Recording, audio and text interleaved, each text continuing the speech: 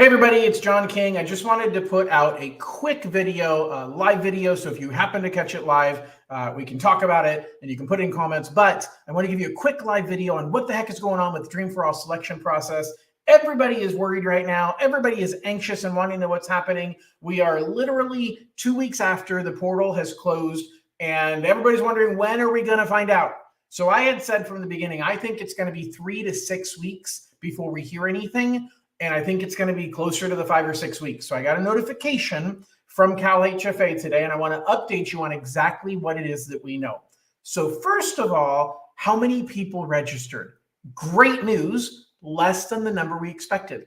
So we actually had expected over 20,000 people to get into the lottery. And what we ended up with is about 18,000. So that increases your chances of getting selected because you have fewer people you're competing with. So that's really, really good news. Now, the rest of it is Cal HFA is having to, we use the words here. They are having to,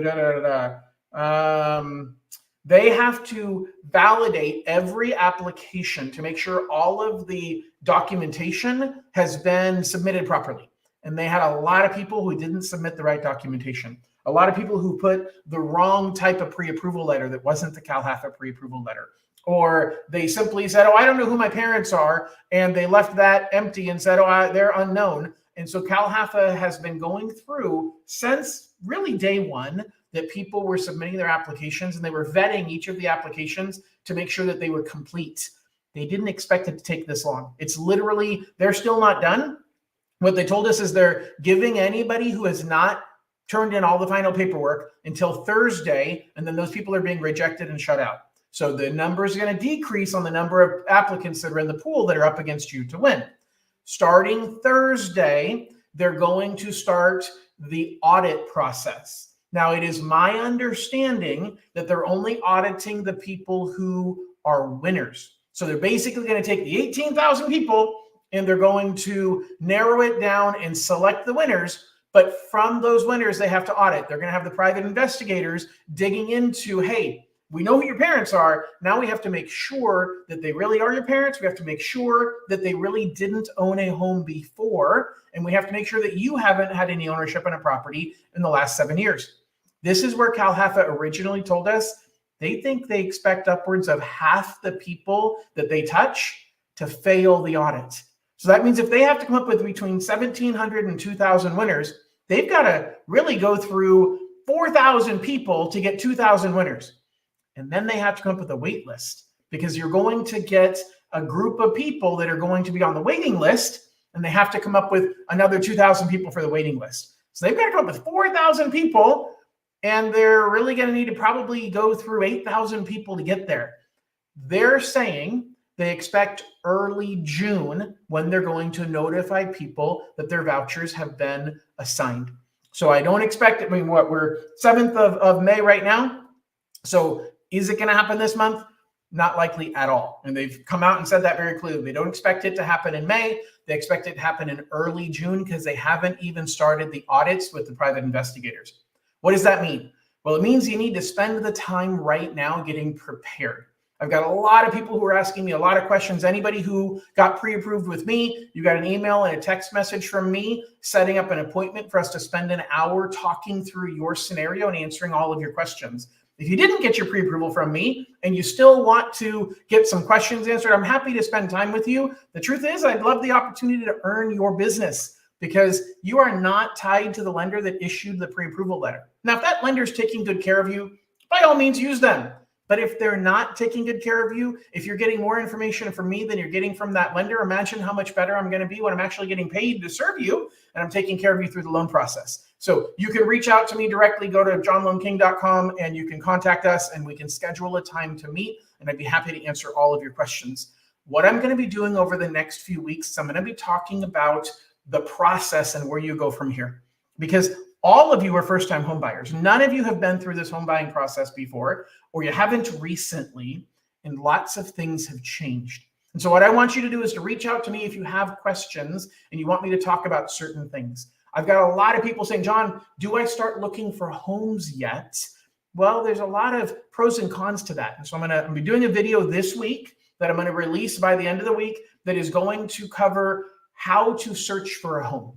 So what's that process going to look like? Do I use a realtor? Do I not use a realtor? But remember, you're going to, and I'm seeing more and more people pop on here, so I want to repeat, vouchers are going to be released in early June. So right now, we're just figuring out over the next 4 weeks, what are you doing to get yourself prepared and to stay prepared so that when your voucher comes, you immediately can start looking for a home. So if you have just joined or if you've been listening all along, you have questions about anything, feel free to post into the comments of whatever platform that you're watching on, and I can see those comments and I can address them here. Otherwise, what I'll tell you is this week you can expect a video from me on how to shop for a home, what the process looks like once you get a voucher, or if you don't get a voucher and you're going out shopping. I'm going to educate you on the home buying process. I'm going to educate you on what the market is like and what sellers are doing, because there's really 3 strategies that sellers are using to list their properties. And it really has to do with the strategy of the auction effect, where you got a seller that lists a home way below what it really is going to sell for to create an auction effect. You've got the seller that believes their home is better than anybody else's home on the market, and so they list way above the market price because their house is perfect and there's nothing else like it. And then you have the realistic seller. And how do you tell the difference between the 3? I'm going to educate you on that. How do you know how to pick a real estate agent? I'm going to talk to you about that. How do you know how to structure your offer to get your offer accepted? Because that is critical in today's market. And that's where I'm an expert in helping you to navigate those waters, how to get an offer accepted. You have 90 days to find a home and get into contract on that home. And so I'm going to educate you on the tactics and the things that we need to do in order to help you be successful so that you're not writing offers for 89 days and then in the end, just freaking out and saying, you know what, I'll just write an offer on anything possible because I just plain need to get into contract. You're only going to have 90 days. There might be an extension. They've talked about a potential extension. I'm not counting on it right now. You shouldn't either. So you need to make sure that you're getting the advice on how to get your offer accepted quickly.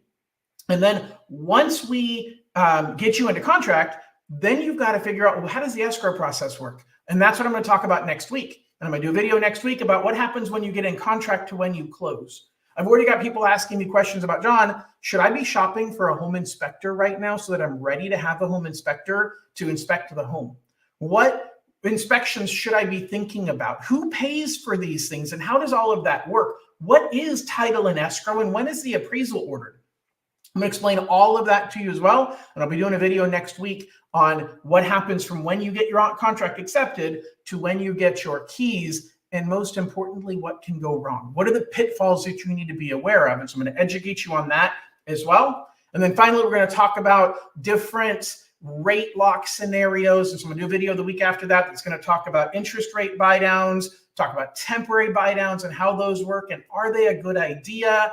And how do I make sure I'm getting the absolute best interest rate out there? Hint, you can't. CalHFA's rate changes every single day, and you're just going by luck of the draw on what the rate is on the day you get your offer accepted, and we lock in your interest rate. But these are the things that I'm going to be educating you on so that you are prepared. But in the meantime, please, please, please check your portal, because the deadline is this Thursday. If you have anything that's outstanding in the portal, they're giving anybody until Thursday to get that put in there, or you are kicked out. And then keep checking your portal, because if something comes up during the audit process, they also might reach out to you for clarification. Now, they might not. They might just say, you know what, somebody fails the audit with the private investigator, they're out automatically. I don't know. But I'd hate for you to be in the position where you were asked for something and you didn't realize it and you didn't have the time to respond.